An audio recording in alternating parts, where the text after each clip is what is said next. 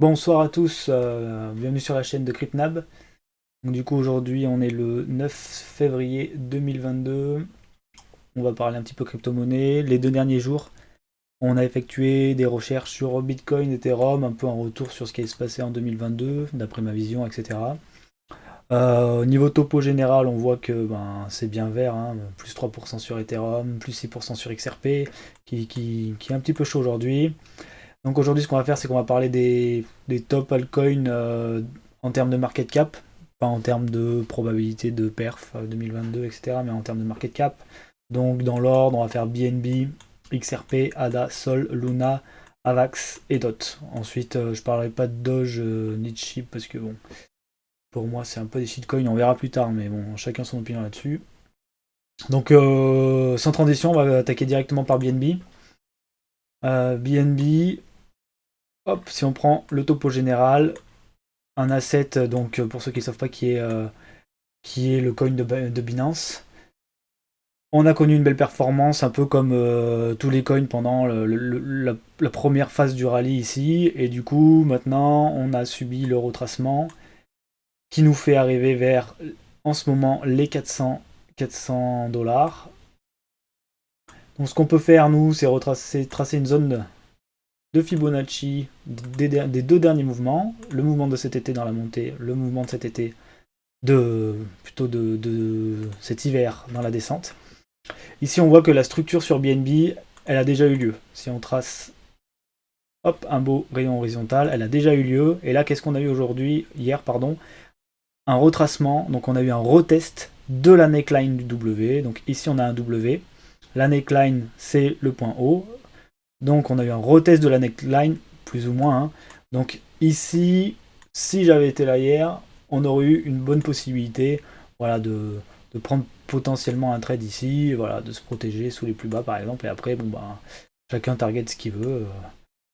Mais ça aurait pu être un trade intéressant sur BNB qui revient fort. Il me semble d'ailleurs que les assets voilà, axés sur les exchanges, que ce soit Yubi, euh, Binance, le Crow, etc., sont plutôt forts en ce moment. Donc voilà, une belle performance à venir. On fera attention, comme d'habitude, à 2 points importants. Le premier point, c'est le premier arrêt, où on peut, si on a un retour premier arrêt et on casse le plus bas, je vais me répéter là-dessus, mais ça sera sûrement l'arrivée du bear market, et on fera bien sûr un retour. Attention, un retour en zone de rechargement de sorte ici entre 542 et 598 dollars. Bien entendu, on peut aller faire des plus hauts, mais tout ça, je pense que ça va être lié directement au Bitcoin et donc aux prochains jours. Qui aujourd'hui, Bitcoin est plutôt stable, donc on verra comment ça va se passer dans les prochaines heures, vu que maintenant on est sur le créneau américain. On passe à la suite, donc voilà, BNB, il y avait une possibilité de trade, je pense, hier, sur une cassure du W. On est dans le bon sens, à voir ce qui va se passer dans les prochains jours. XRP. XRP qui nous fait un beau parcours à l'heure actuelle. Alors, c'est plutôt cool. Moi, j'avais du XRP il y a pas longtemps, j'en étais débarrassé, j'aurais peut-être pu le garder. Si on prend le mouvement du retracement complet, je sais même pas si là c'est correct, c'est pas très propre, hein. On va plutôt le prendre ici. Tac. On voit que on a déjà cassé le premier arrêt. On est dessus. Euh, on a un RSI qui vient de passer en survente, donc il faudra faire attention. Pour ceux qui sont de pas vouloir FOMO, voilà, qu'est-ce que je suis en train de faire, de ne pas vouloir FOMO sur cet asset. FOMO pour les nouveaux, ça veut dire suivre tout simplement la. Voilà, il y a beaucoup de verre, ça nous excite, ça nous emballe, on a envie d'y aller, on l'achète. Bon, faut faire attention. Ici, on voit que bon, c'est intéressant, il y a eu une divergence. Tac, tac, tac. Oui, une divergence ici, entre là et là. Vous voyez ici, il y a un plus bas sur le MACD, alors que le prix est plus haut. Je peux vous tracer des traits pour que vous y voyez mieux. Donc ici, on va vers le bas, et là, on va vers le haut. Il y a une divergence, on a cassé le plus haut ici, donc en fait on a fait un espèce de W là, tac, tac. Donc là ça a été cassé hier, on a eu validation du W. Donc là ce qui serait intéressant, c'est pas très propre sur XRP, mais ça serait peut-être d'attendre qu'on revienne dans ces zones de prix, parce que de toute façon le prix va toujours retracer pour remonter, hein. On monte pas en ligne droite, vous le savez. Donc là c'est peut-être un peu tard pour rentrer maintenant, mais en tout cas XRP qui nous a préparé un beau rallye aujourd'hui. Qu'est-ce qu'on peut penser pour la suite? On pourrait peut-être aller faire un petit tour sur Coin Analyse, qui est plutôt un bon site pour checker tout ce qui est personne qui long, personne qui short. Donc moi j'ai l'habitude d'aller sur le perp de Binance pour checker tout ça.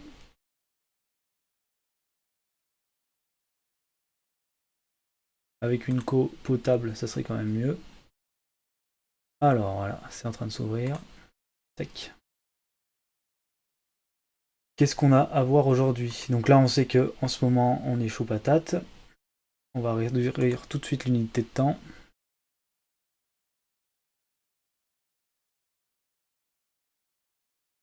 Alors, qu'est-ce qui se passe à l'heure actuelle? Donc là, on est en zoom. Hein. On est en zoom, on est en 4 heures. Ici, on est en zoom sur cette zone ici, d'accord? Donc là, ce qui se passe, c'est qu'on a... Wow. Ok, donc là, on est bien en train de FOMO. Donc ici, c'est les open interest, donc ils sont en train de grandir. Donc il y a beaucoup de gens qui ouvrent, et là, on voit que le ratio long-short augmente. Bon, on est à 50-50, mais bon, on était à 40% de long, là, on vient de passer à 50%. C'est-à-dire qu'il y a beaucoup de gens qui sont en train d'acheter à cet endroit avec des leviers. Donc il faut faire attention à un retracement potentiel. Voilà, c'est mon avis sur XRP, notamment à court terme. Ensuite, on va continuer, sinon la vidéo elle va durer 10 ans. On passe sur ADA. ADA qui nous a fait un beau retracement aussi, hein, qui est revenu en fait sur ses zones support de l'été dernier avant ce petit rallye qui lui a permis de faire un nouvel ATH. Hein.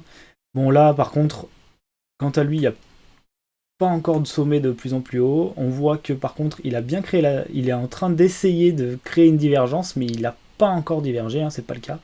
Donc faites attention à vous, cet asset, il peut très bien redescendre plus bas. Voilà. À l'heure actuelle, pour moi, il n'y a pas de confirmation, que ce soit Momentum ou même le RSI qui est en plein milieu. Donc voilà, on est sur une grosse zone à la fois support et résistance, puisque là on est en dessous, on vient de le titiller, donc ça serait bien de repasser un peu plus haut et puis de venir retester cette zone ici pour potentiellement repartir côté ADA. Mais faites attention. Concernant Sol, alors Solana, il a bien douillé quand même. Hein. Il y a une énorme hype, notamment sur tout l'univers NFT, Solana qui s'est beaucoup développé l'été dernier. Donc là, on a eu un retracement très fort. On a une divergence qui a été créée ici. Hein. Donc on a comme tout à l'heure, on a des plus bas de plus en plus bas, alors qu'au niveau du MACD ici, on ne le fait pas. Et elle est confirmée puisqu'on est venu casser cette zone la plus haute. Donc on a créé un beau W. Donc là c'est super. On est en divergence. Donc on peut croire à une remontée de Solana, que ce soit au premier arrêt ou en zone de retracement. Par contre, il va falloir faire attention parce que, à mon avis, si on passe en weekly, depuis tout à l'heure on est en daily, ouais, en weekly, c'est pas très très beau quand même. Hein. Ici, on a eu, si on se met comme ça, on a eu un premier retracement assez fort. Qui a topé, vous voyez, au premier arrêt et qui est redescendu. Donc un M-Weekly comme ça, c'est pas très joli à voir sur des assets aussi forts que Solana. Surtout que dernièrement, il y a eu un petit peu des problèmes en termes de bridge, etc. Donc à voir. Des fois, les problèmes font que les gens vendent et du coup, on peut acheter pour renflouer les bagues. Mais bon, sur Solana, moi, je ferai attention. Luna. Luna qui a eu pareil, une grosse hype. Hein. Tous les gros assets, de toute façon, qui ont des gros caps, ont eu une grosse hype. Donc on a eu une belle montée, sans retracement, contrairement quand il y a eu la cassure en mai dernier. Donc c'est plutôt intéressant. Ici, on est sur un M-top, on est sur un enchaînement de M-top, donc c'est pas joli à voir. La chance, c'est qu'on a une belle divergence. Ici, elle est magnifique. Hein. Voilà, on a un plus bas de plus en plus bas. Il faut que j'enlève ce truc là. Tac. On a un plus bas de plus en plus bas, pareil que les autres. Avec ici un plus haut, on est venu casser cette zone ici. Et voilà, et là on repart avec un beau W daily. On a eu un petit retracement comme le BNB. Il me semble hein, que c'était le BNB, oui.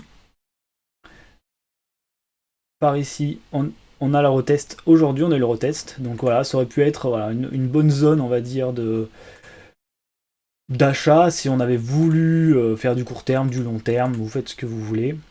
Je ne donne pas de conseils en investissement, mais en tout cas, on aurait pu avoir une zone ici intéressante sur la neckline du W. Toujours pareil, on pensera au premier arrêt, zone de rechargement. Attention pour faire des nouveaux attaches, parce qu'ici, on a quand même un enchaînement de M, c'est pas très très joli.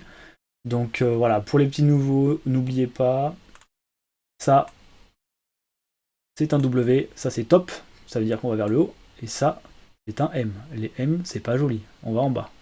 Voilà. On passe à la suite avec Avax. Avax qui est déjà reparti. Je pense que ça peut être un asset fort des prochains moments. Il a fait une grosse performance, hein. mais je pense qu'il peut faire encore plus. Donc voilà, en plus là on est au premier arrêt, on est au contact du premier arrêt. Il a un momentum. Non, il n'est pas venu casser ce top ici, hein, donc attention à vous, hein, ça diverge. Ça veut créer des divergences du moins. Donc là, on a un beau W notamment, on pourrait dire qui est divergent ici. Mais cette grosse partie-là n'a pas encore cassé ce plus haut, hein. Donc si on veut vraiment, vraiment être boule, on attendrait la cassure ici, du MACD, qui ferait une confirmation momentum, un petit retracement de qualité, et là, voilà, on pourrait peut-être réfléchir à passer un achat, bon, à voir, quoi. Mais pour l'instant, voilà, on se méfie, parce que, voilà, on n'a pas un gros momentum. Concernant Dot, alors Dot lui il a bien retracé et il a un peu du mal à repartir, mais bon on n'en parle plus. Et souvent quand on parle pas des assets c'est plutôt intéressant. En termes de bague long terme, on peut voir qu'on est dans une zone plutôt intéressante pour faire du DCA par exemple. C'est vrai que moi j'ai pas de Dot, mais je vais peut-être commencer à regarder pour en prendre. Comment ça se passe sur la descente ici là, tech. On va se mettre comme ça pour voir un peu les volumes profile, là où il y a eu, on va dire, des échanges, hein. Plus les barres sont grandes, plus il y a eu des échanges. Donc là, ouais, on est dans une zone de creuse, donc c'est intéressant. Donc un petit retest par ici pourrait être intéressant vers 17-18 $, ça pourrait être intéressant quand même. Donc à voir, en plus ça correspond, ouais voilà, 17-18 ça correspond on va dire au redépart ici, même s'il n'y a pas vraiment de W, on était sur un V-bottom, ce qui est assez incroyable. Par contre, du coup, en semaine ou en mois, ça doit plutôt être sympa. Ouais, regardez-moi ça. On va se mettre en mensuel. Alors, en mensuel, ici, alors, soit c'est très dégueulasse, soit c'est très beau. C'est-à-dire que si on vient casser le plus bas à 11 $, c'est très dégueulasse, parce que là, il y aura un M, quoique il n'y a pas eu de plus haut. On fera attention du coup à une remontée et une redescente, parce que là, on aurait un top en M qui serait mensuel, qui serait vraiment pas joli. Donc si on revenait dans les zones des 40 et qu'on revenait break en dessous ensuite les 16, ça serait vraiment pas joli à voir. Par contre, voilà, une cassure de l'ATH annoncerait un W mensuel, et ça c'est très bullish, hein. Donc à voir ce qui va se passer dans les prochains mois. On sait qu'en plus le marché, on est dans les bonnes zones de marché là, vu qu'on approche du printemps. Donc faites attention à vous. N'allez pas trop vite dans vos décisions, choisissez bien vos assets. Là on est sur les gros caps, donc un peu moins de retracement, un peu moins de volatilité, un peu moins de gain potentiel, mais sûrement des assets un peu plus sûrs. Après bon, on voit dans les gros market cap, il y a aussi Doge et Shiba, donc bon. Disons que le market cap ne fait pas la sûreté de l'asset, hein. Faites attention à vous. Sur ce, je vous laisse profiter de cette vidéo, j'espère que vous l'avez bien aimé. Si vous avez des retours à me faire, n'hésitez pas à liker, commenter. Et voilà, n'oubliez pas le petit pouce ça fait toujours plaisir. Allez, merci à tous et à demain pour une nouvelle vidéo, bonne journée.